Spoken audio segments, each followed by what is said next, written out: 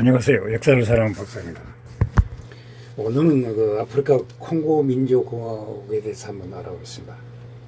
이 지역의 중세 역사에 대해서 알려진 것은 많지 않습니다. 당시 부족민들이 서로가 채집하여 살아갔을 것으로 생각되고 있습니다. 15세기경 콩고강 유역에 무이시 콩고족이 먼저 콩고라는 도시를 건설하였습니다. 콩고 왕국이 역사 속으로 등장하게 되는 이유가 됩니다. 콩고 왕국은 그러나 왕의 개성이 기준으로 불명하고 중앙지역의 인구가 희박한 전형적인 아프리카 소왕국 형태의 수준에 있었습니다. 이들은 서부 아프리카로부터 포로를 잡아들이거나 노예를 사들여 인근의 농지를 개척하면서 불려나갔습니다. 해안가로부터 떨어진 내륙 지방에서는 쿠바족, 루바족, 룬다족, 카잔베족 등 다양한 부족들이 소국가를 구성하고 있었습니다. 콩고 왕국이 본격적으로 성장한 것은 15세기 후반부터 콩고강을 거슬러 온 유럽 세력과 교역을 하면서부터였습니다. 콩고 왕국은 정통성을 확보하기 위해 15세기 후반 유럽의 선교사들로부터 그리스도교를 받아들였습니다. 16세기 초에 국왕 알폰소 1세와 왕조 엔리케는 교회를 설립하고 포르투갈의 학생들을 유학 보내는 등 신문물이 유습에 적극적으로 임하였습니다. 그리스도교의 수입은 곧 문자의 교육과 행정의 안정을 의미하기도 하였습니다. 그러나 한편으로는 교육이 상행하면서 노예 무역이 필요 이상으로 확산되는 피해가 나타났습니다. 노예 무역이 흔히 알려진 이미지와는 달리 그 시기도 유럽의 진출로 신유전으로 거슬러 올라가 아프리카에서는 상당히 생겨나고 있었습니다. 원래 노예 무역의 목적은 서아프리카의 소호원 부족들이 자신들에게 필요한 노동력을 확보하기 위함이었습니다. 그러나 유럽과의 교역에서는 그것이 서서히 노동력 유출의 형태로 변해 갔던 것입니다. 게다가 유럽 선원들은 안 팔면 보이는 족족 잡아가는 일들이 했고 해안가 부족들은 내륙에서 노예 사장을 해서 팔지 아니면 보이는데 잡혀갔습니다. 특히 국채를 행사하면서 노동력이 매우 절실했던 콩고에서 노예 무역은 갈수록 용인하기 힘들었던 일이었습니다.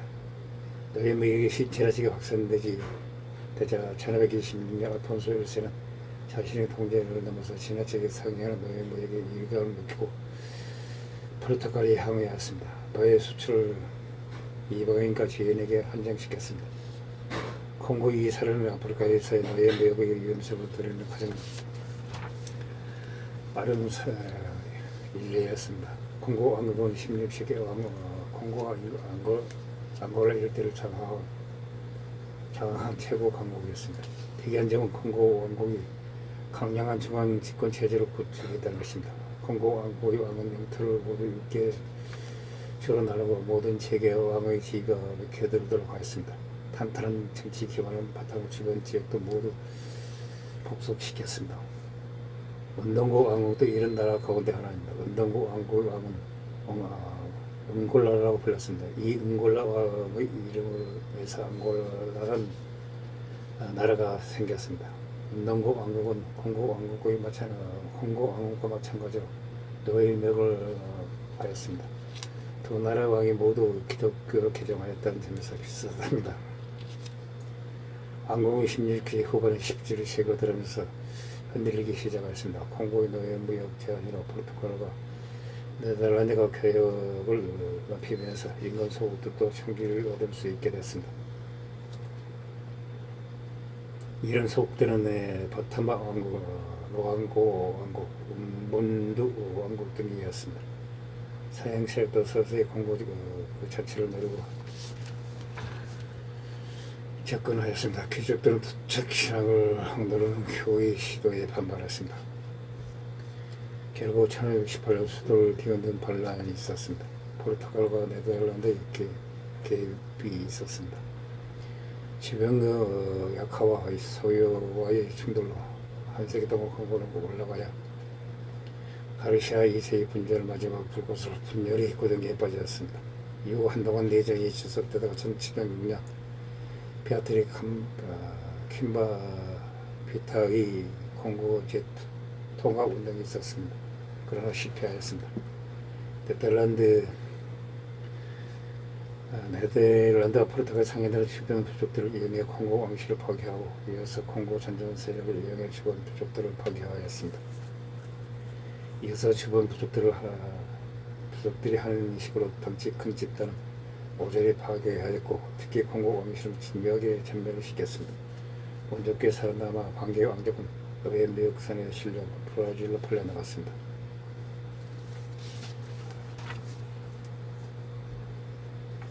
이후 콩고는 최근 노력을 계속하나 이미 상당히 커져버린 주변국들로부터 압박을 받아 그 성과를 이루지 못하였습니다. 무역의 중심지도 다주로 이당한 상태였습니다. 16세기 중엽에 들어서면서 포르투갈에서 노예 무역을 폐지하고 이후 남은 거주 노예 무역을 폐지하고 거주민을 후퇴시켰으며 공동조선을 중심으로 단결한 마칸다가 나타나 콩고의 통일성도 강화되었습니다. 그러나 주변 민족 또한 마칸다를 중심으로 단결하여 세력의 확대를 힘들었습니다. 한편 주인이 없는 곳으로 감지되어 아프리카 땅을 차지하기 위해 유럽 열강들은 각축전을 벌였습니다. 벨기에 국왕 레오폴드 2세도 유일한 제국주 시대에 편성하여 국제 아프리카 협회를 수립하였습니다. 콩고를 식민지로 선포를 하였습니다. 이 협회는 겉으로 인도주의를 표방하였으나 실상은 콩고 식민지를 위한 일정의 단체였습니다. 또한 1819년 당시 유럽과 미국에서는 이름을 떨치고 있던 타운과 스탠리를 고향으로 콩고 족장들과 불공평 조약을 맺게 하였습니다. 1819년 레오폴드 2세는 국제 아프리카 협회 명칭을 국제 콩고 협회로 바꿨습니다. 기존의 국제 아프리카 협회가 유럽 국가들 사이 명목에 불과한 단체였다면 국제 콩고 협회는 레오폴드 2세의 실질적인 콩고 지배 기구가 되었습니다. 1884년 베를린 회의 이후 콩고강 유역에 대해 포르투갈이 식민지 영유권을 주장했으나 이미 시스템 포르투갈의 의견을 무시당하였습니다. 대신 상하 등의 사치품을 원하던 벨기에의 국왕이자 제국주의에 침략했던 레오폴드 2세가 콩고 식민지를 획득하였습니다. 벨기에의 콩고 획득을 반대하던 기존의 열강들도 콩고 내에서의 자유무역을 보장한다는 레오폴드 2세의 조항으로 찬성으로 돌아섰습니다. 그렇게 레오폴드 2세는 콩고를 개인 사유지로 삼아 공허된 천년 자원을 손에 넣기 위해 무제변 통치를 하였습니다. 할당량을 채우지 못하는 콩고 원주민들은 손목이 잘리는 등의 가관 행동을 받았습니다. 콩고 자유국이 국제적 비난을 받았습니다. 벨기에 정부가 콩고 자유국을 레오폴드 2세로부터 몰수하여 벨기에는 콩고를 수립하였습니다. 1940년 50년대 벨기에는 콩고는 모범 식민지라는 평가를 들을 만큼 아프리카 식민지 중 가장 잘 구축된 의료와 인프라 및 교육 시스템을 구축하였습니다. 깨끗한 식수 공급을 바탕으로 수인성 질병의 발병률이 감소되었으며 각 지방마다 진료소가 설치되어 영아 사망률이 크게 감소하였습니다. 비록 벨기에인에 비해 콩고인의 평균 임금은 15분의 1 수준이었지만 다른 아프리카 식민지에 비하면 2배 이상에 달하는 큰 금액이었습니다. 물론 이런 비교적 유화적인 통치는 기관적인 면도 있어 흑인들에게 제대로 된 교육을 시키지 않아 독립식고 콩고인 대학생들은 16명, 공무원은 3명, 장교는 없었습니다. 1950년대 미국과 소련은 벨기에는 콩고를 독립시키라고 벨기에 측에 압력을 넣었습니다. 어차피 벨기에는 미국에게 랜드리스 등 빚을 지고 있었습니다. 결국 벨기에 측은 1955년 단계적인 분과를 마련하였습니다. 그들은 현지 세력이 정당 설립을 허가하였으며 의회도 허락하였습니다. 그러나 정당 설립으로 독립 요구가 더욱 거세졌습니다. 현지 노동조합과 학생 운동가들은 현지 경찰 병력과 대치와 대립하며 독립시위가 많이 벌어졌습니다. 벨기에 식민 정부는 점점 유화적인 방향으로 나갈 수밖에 없었습니다. 식민 정부는 본국의 동등한 시민권 선거 참여 교육 정치를 보장하라는 호보를 하였습니다. 벨기에 본국은 이 제안에 대해 현재의 혼란이 발생할 수 있다는 이유로 거부하였습니다. 이에 불구하고 현지 분방과 외교적인 압력은 러시아제 같습니다. 미국은 랜드리스 등 국자 대회에 대한 보상을 이유로 콩고의 독립을 요구하였습니다. 지쳐버린 벨기에 정부는 1958년 1월에서 2년 내로 콩고를 독립하는 계획으로 발표하였습니다. 즉시 현지 내각이 구성되었습니다. 현지인들은 파트리스 루문바 브라자빌을 대표가 구성한 정당의 대부분 지지를 보냈습니다. 현지인들은 좀 더 많은 자유와 권리를 누리게 됐습니다. 벨기에 측도 알제리 전쟁과 같은 식민지 전쟁을 돌아오하였습니다. 벨기에는 정유 사정으로 인해 콩고에 보낼 병력도 부족하였습니다. 미국의 갚을 랜드리스 물자 등이 부담이 됐습니다. 끊임없는 투쟁 끝에 1960년 3월 킨사사 콩고라는 이름으로 독립하였습니다. 루문바 총리와 자신법 가사 부부 대통령 간의 갈등이 심하였습니다. 또한 자원이 풍부한 동남부 카탕가주 총리 전배가 벨기에에 지원하여 독립을 선언했습니다. 벨기에군 국제연합에 의해 곧바로 출소되었으나 콩고 내전은 끝나지 않았습니다. 콩고를 방문한 벨기에의 왕 보두eng은 영어 할아버지 영명하신 군주 레오폴드 2세께서 콩고를 문명화시켰다. 못다한 일을 우리가 돕겠습니다. 라고 연설했다. 우리가 콩고를 문명화시킨 은인이고 독립에서도 계속 간섭하겠다는 말이었습니다. 루문바 총리를 격분시켰습니다. 루문바 총리가 즉석에서 헛소리 말라며 고통을 줬습니다. 루문바는 유럽에게 지켰고 루문바는 서름에 연결되기 시작했습니다. 서른 등의 지원을 받던 루문바와 벨기에의 남아프리카 공화국 아파르트 헤이트 정권의 지원을 받던 모리스 촌베 그리고 미국의 지원을 받던 카사 부부 간의 3파전으로 번졌습니다. 이후에도 루문바주 마오주 파에르 몰레르 퀼르 반란과 크리스토프 그란베의 신바 반란까지 일어났습니다. 루문바는 퇴진당한 후 벨기에와 영국에서 암살을 당하였습니다. 체게바라 평년에도 이때 당시 콩고 민주공화국이 등장한다. 그 이유는 쿠바 혁명 후 체게바라가 콩고 내전에 참전해 시마겔라 올림픽 전투에 참가했기 때문이다. 그러나 체게바라는 콩고 인민군의 무능과 사체에 학을 떼고 쿠바로 돌아가 버렸습니다. 이런 상황에서 조세프 모부투가 잠정 정권을 수립해 루문바를 죽이고 1963년 카탕가의 촌배를 진압했습니다. 그러나 1964년 촌배가 콩고 민주공화국 전체 실권을 쥐게 되었습니다. 1965년 모부투는 쿠데타를 일으키고 일단 내전을 최대 20만 명의 시상자를 내고 일단락되었습니다. 독재자로서 정권을 장악한 모부투는 국명을 자이레라는 이름으로 바꾸고 자기 이름도 모부투 세세로 바꿨습니다.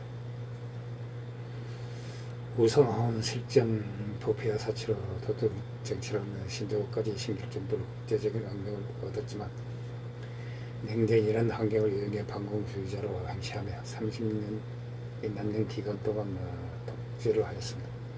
모부투의 부패와 실정이 어느 정도였냐면 당시 사하라 이남 아프리카 국가들이 받던 총 원조의 절반가량을 자일이 혼자서 받았습니다.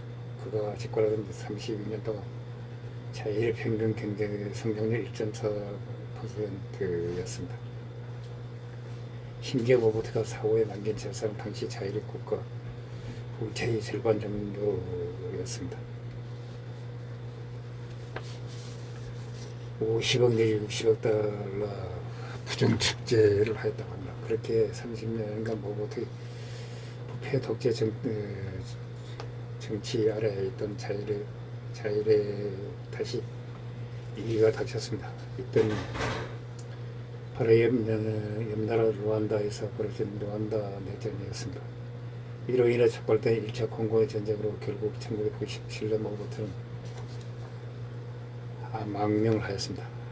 그 후 마르코스 주재했던 로랑 대질의 카빌라가 정권을 잡았습니다. 국명이 다시 콩고 민주공화국으로 바뀌었습니다. 그러나 1998년 아프리카의 제1차 세계대전이라고 불리는 2차 콩고 내전이 일어났습니다. 이 콩고 전쟁에서는 8개 아프리카 국가가 관여하고 25개의 무장 세력이 관여했습니다. 2차 세계대전 이후 가장 큰 피해를 낸 전쟁이라는 기록이 있습니다.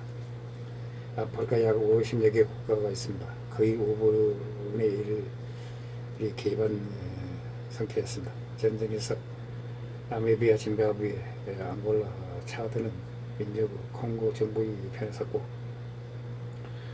우간다, 루안다, 부룬디는 카빌라에 반대하는 반란군을 지원하였습니다.